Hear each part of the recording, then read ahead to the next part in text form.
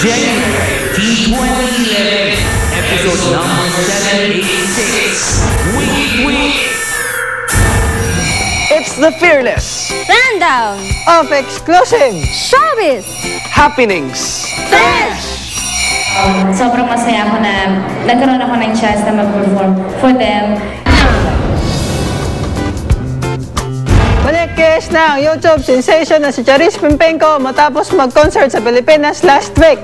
Katulad ng nakaraang taon, hectic pa rin ang schedule ng Filipina Talent ngayong 2011. Fresh na fresh! Actually, pagbalik ko po ngayong gabi, diretso po ulit ako sa isang show kasama po si Sir David Foster. Meron po akong 4-day show po sa Japan. And after po nagsistart na po ako mag-recording. And pero hindi ko pa po alam kung meron kung like yung exact date kung kailan lalabas yung album. Tikom naman ang bibig ni Charis kapag tinatanong tungkol sa kanyang pagbabalik sa hit US TV series na Glee. Ngunit ayon sa online reports, muling mapapanood si Sunshine Corazon sa programa on February 6. In which he will perform the Black Eyed Peas hit song Meet Me Halfway. Fresh na fresh! I feel very blessed and nagpapasalamat lang ako, sa mga, of course, sa mga ibang lahi, sa ibang bansa. Kasi syempre parang, diba, Asian ako and pero nandun yung tiwala nila sa akin. Bagamat nakatutok sa kanyang bogang career, handa na bang magpaligo ang dalaga? Fresh na fresh! Ako hindi. Si Mami tumatanggap ako hindi. I think, siguro hindi naman dahil sa, like, ayoko sa love or what. Siguro hindi lang talaga ako ready and nag-enjoy pa po ako sa ginagawa ko. So, siguro merong time for that. Samantala, labis na pasasalamat ni Charis sa pagkilala sa kanya ng US magazine na Entertainment Weekly. Bilang isa sa mga talentong dapat abangan ngayong 2011. Fresh na fresh! Hindi ko na-expect ko kasi sa dami ng mga bagong artist na lumalabas ngayon.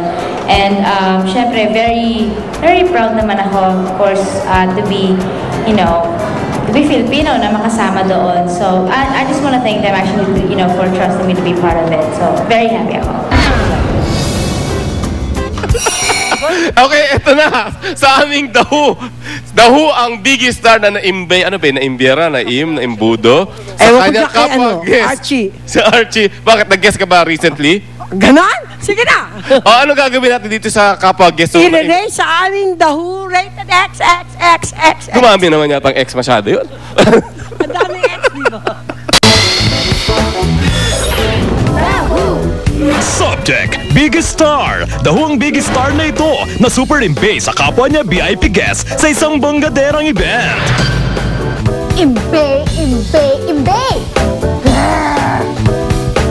Bakit na imbe? Well, in fair na look kay Biggie Star, may K naman siyang maimbe. Ang kwento kasi, ka-join ni Biggie Star ang kanyang anak sa isang bonggaderang event. Sa gitna ng farte, na site ni VIP guest ang anakis at di raw nito napigilang magkomento. Oh, is that Anakis of Biggie Star? So, Chaka Zulu pala.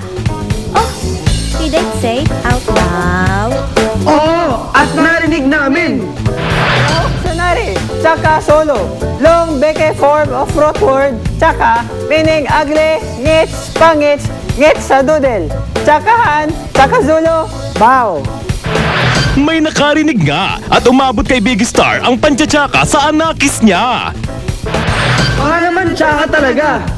Let's not go there na. Basta syempre, na-imbe si Biggie Star. So super sumbong ito sa hosting of the event. Kaso, wala siyang magawa kundi mag-sorry na lang on behalf of VIP guests. Ano rating nyo sa pagtawag ni VIP ng Tsaka Zulu kay anakis ni Biggie Star?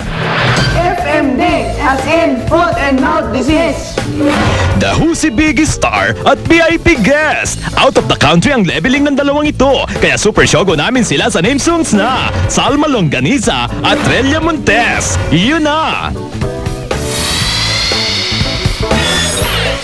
It's the fearless Rundown of exclusive showbiz happenings. fresh.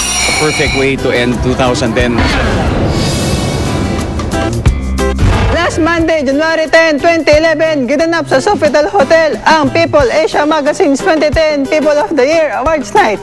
Sa loob ng 7 taon, pinarangalan ng People Asia Magazine ang mga natatanging Pinoy na hinangaan sa iba't ibang larangan.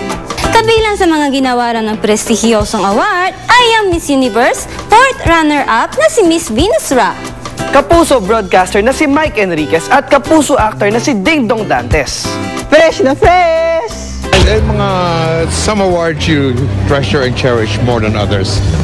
This People Asia Award is, the feeling is different because you know, based on the lineup of awardees and based on the people here tonight, you know that you're in an elite company, movers and shapers.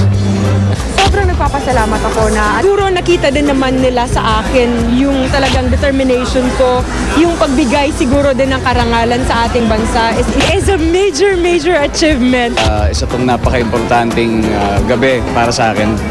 Kumbaga para sa what a perfect way to end 2010. Akala ko natapos na nung bagong taon pero ito pa talaga yung talagang magtutuldok at magwawakas ng napakagandang 2010. Isa si Ding Dong sa pinakabatang nakatanggap na nasabing award na bukod sa kanyang talento bilang isang aktor. Kinilala din ang kanyang mga advokasya, partikular na ang kanyang Yes Pinoy Foundation. Fresh na fresh! Yun ang isang naging pinakamalaking gauge na siguro we are not only known for what we do and for what else we can do, and kumbaga the better things and the things na pwede mong gawin outside of your comfort zone and outside of your profession. Bakit ko natanggap ito? Mostly sa mga tao behind the foundation. The people who helped me put up and set up the Yes Pinoy Foundation. Lahat sila magmula nung sa umpisa na kasama ko hanggang ngayon nandito pa rin sila. So I offer this recognition to them and to all the beneficiaries of the foundation as well. Malaking bahagi rin daw ng natanggap niyang karangala ang kasintahan si Marian Rivera. Fresh na fresh! Kasama ko naman siya nung tinayo namin yung foundation. So, in a way, she is a big part of it. And isa rin siyang malaking dahilan kung bakit ko nagawa to. Dahil, syempre, kung di namin siya tinayo in the first place, then I wouldn't be here tonight. Ayon pa kay Ding Dong, isang malaking hamon ng award na ito para sa kanya. Fresh na fresh! Hindi lang sa challenge, pero mas namomotivate ako lalo ngayon to do better things, and napakasarap na pangpagana siya, especially this coming 2011.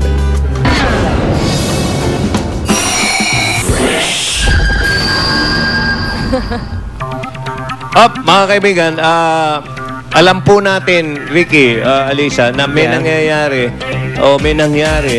hanggang ngayon nata hindi pa humuhupa yung baha sa bandang baba sa Australia. Sa Australia. The worst daw. Oo, at may mga kababayan tayo ron at lalo na mga konektado sa ginagalawa nating mundo, ang showbiz. Ang alamin natin kung anong balita dyan. Isa na rito yung ayoko nagsasa ex. Kasi ex naman eh. Si Lisel, si Kangko. Si Kangko na may LQ lang sila ni Robin. Hindi, ano lang. Dating labi-dabi ni Robin. Kumustahin natin at nasa linya at kakausapin namin ni Ricky Lo at ni Alisa. Lisel? Hello, Lisel. Hi, Lisel. Hindi kaya lumubog na. Teka, sandali. Lisel, ay na. Kumustahin natin yung Australia. Hello, Lisel? Opo. Oy, Lisel, si Ricky Lo, si Joey, si Alisa. Si Alisa.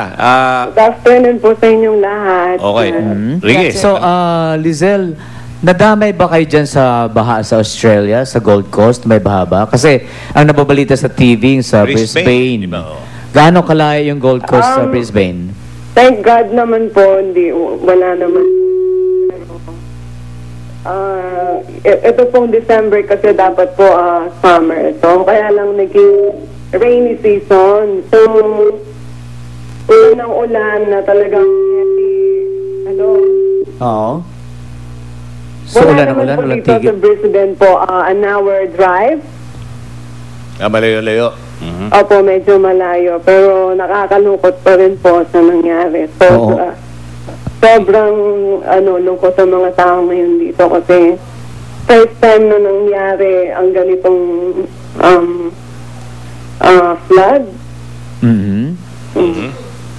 So, mabuti naman, Lizelle, hindi kayo apektado, no? Opo. Okay. Dito sa Gold Coast po, okay naman. Total okay ka naman. Kumusta na yung pag-aaral ni Ali na nandiyan na sa'yo ngayon? Si Ali po, excited na sa pasukan po kasi dito January 25. So, excited na po siyang pumasok. Ayaw na po niya ng board daw po siya nung hindi nag-aaral. Alam niyo mga kaibigan, Lizelle, kaya kami tumawag. Kaya namin inerito dahil itong katabi namin, si Alisa, Mayroon siyang... may kamag-anak to sa... hindi mo ba Sa Australia? nabalitaan? Sa Australia? Lizelle, diyan ka lang, diyan ka lang. Makinig ka lang. Sa Sydney? Sa Sydney po, kasi malayo. Nasa Sydney. Nasa baba yun. Sobrang layo naman. Malayo yun. So safe doon, ano? Kaya hindi na natin kakausapin si Alisa. Okay. Safe naman yung kapatid mo. Buti naman, no? Don't worry. Okay lang sila doon. So, Lizelle, last Sunday sa Showbiz Central, kung napanood mo, naging emotional si Kylie. Okay na ba kayong dalawa? Ano bang nangyari? Napanood ko po yun. Napanood. Oo. Oo, so, nag-usap na kayo? Opo.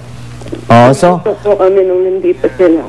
Oo. Lizelle, nang in-interview ko si Robin, sabi niya, after 5 years pa bago nila gusto magka-baby ni Mariel. Pero may mga balitang baka daw mapaaga yung pagbubuntis. Anong reaction mo pag nabuntis si Mariel within the year? So, okay po yun. Okay yun. Okay. Wala po.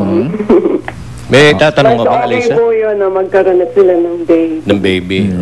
Oo. So, Lizelle, may itatanong si Alisa. Wala, tinanong muna po eh. Natanong Kung ano niya. reaction Gusto niya malaman din. Kasi dapat wala na itong babaeng to rito. Wala ako rin, joke. Okay. O sige, okay naman pala kayo dyan. At ito, kinumusta rin namin yung kamag-anak nito si Alisa. Mas malayo pa pala sa Sydney. By plane pa yun. Okay. Summer pa rin, ano? Baliktad, Ayun po ano? na, medyo nararamdaman na namin ng summer. Kasi Summer na ulan, ano? Okay. Sige, Lizelle, salamat. Thank you po. Thank you, Lizelle. Ingat na lang kayo dyan, ha? Thank you very much. Thank you. Thank you po. Ito ngayon, Ricky, mga kaibigan,